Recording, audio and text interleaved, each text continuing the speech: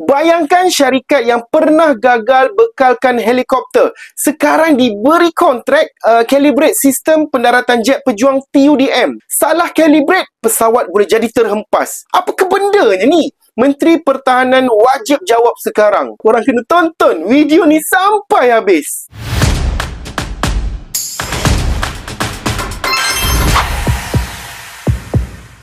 Hari ini saya nak bawa satu isu yang sangat-sangat serius, isu yang melibatkan keselamatan negara dan sekali lagi, isu perolehan kontroversi dalam Kementerian Pertahanan. Semalam tular laporan bahawa sebuah syarikat bernama Aero3 Defence and Service yang telah dianugerahkan kontrak penting untuk kerja-kerja calibration instrumen landing system ataupun dipanggil ILS, tak silap saya, di 3 pengkalan udara milik TUDM. Mungkin ramai yang tak tahu ILS ni bukan sistem yang biasa-biasa.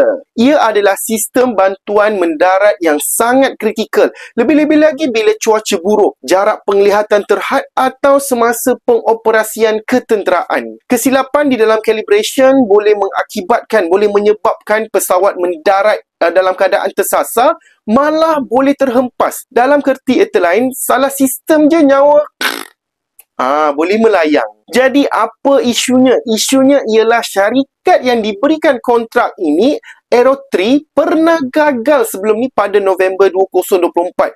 Kerajaan sendiri telah membatalkan kontrak sewaan 4 buah helikopter dengan Aero3 kerana mereka gagal memenuhi syarat walaupun diberikan tarikh lanjutan. Kegagalan dalam perolehan pertahanan bukan perkara kecil, tapi kini mereka diberikan kepercayaan semula. Persoalannya, kenapa? Lebih mengejutkan, ada maklumat mengatakan bahawa kontrak ini sepatutnya diperoleh oleh syarikat lain yang lebih berkelayakan. Tapi di saat akhir, Aero3 pula yang dapat. Apa cerita ni? Potong tangkona pula tu. Kalau betul ada campur tangan, ini bukan sekadar salah urus. Ini adalah soal integriti, soal keselamatan dan soal amanah rakyat. Persoalan seterusnya, adakah Aero3 benar-benar ada kepakaran dalam calibration ILS ni? Atau sekadar ambil kontrak lepas tu subkon kepada pihak lain? Kalau subkon, kenapa tak beri terus kepada pihak yang pakar sejak awal lagi? Dan satu lagi perkara yang penting, apa bentuk perolehan yang digunakan dalam kes ni? Adakah ianya tender terbuka ataupun runding terus? Ataupun tender terpilih? Kalau runding terus, kenapa perlu tergesa-gesa? Apa justifikasinya? Apa puncanya? Apa sebabnya? Kena jawab ni. Saya tak nak tuduh melulu, tapi sebagai rakyat yang cakna dan prihatin dalam sesuatu isu, kita berhak bertanya dan menteri berkaitan, Menteri Pertahanan wajib menjawab. Kontrak pertahanan bukan macam kita beli kopok dekat pasar malam tu. Ia melibatkan berjuta-juta ringgit duit rakyat. Lebih penting, ia melibatkan keselamatan nyawa anggota tentera kita. Kalau syarikat yang pernah gagal pun masih diberi peluang tanpa penilaian yang telus, maka kita sedang bermain dengan risiko yang sangat besar. Kita tak mahu tragedi baru berlaku, baru kita nak siasat.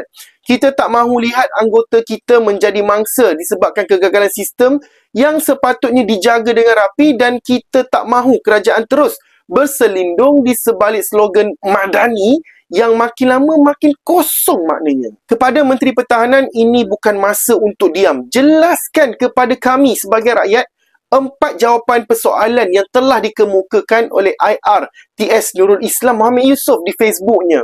Dan pastikan perolehan ini dalam kementerian saudara benar-benar bersih, telus, bebas, tanpa campur tangan dari orang luar. Kerana kalau pertahanan negara pun boleh diseleweng, apa lagi yang tinggal untuk kita percaya sekarang ni? Okay guys, terima kasih kerana sudi menonton video ni sampai habis. Jangan lupa like kalau korang setuju, tinggalkan komen kalau korang ada pandangan, dan share kalau rasa video ni sangat-sangat bermanfaat untuk disebarkan. Jangan lupa tekan butang subscribe saluran ini untuk terus cakna isu semasa dalam negara kita. Jumpa lagi di video yang akan datang, insya-Allah. Assalamualaikum dan jaga diri anda baik-baik.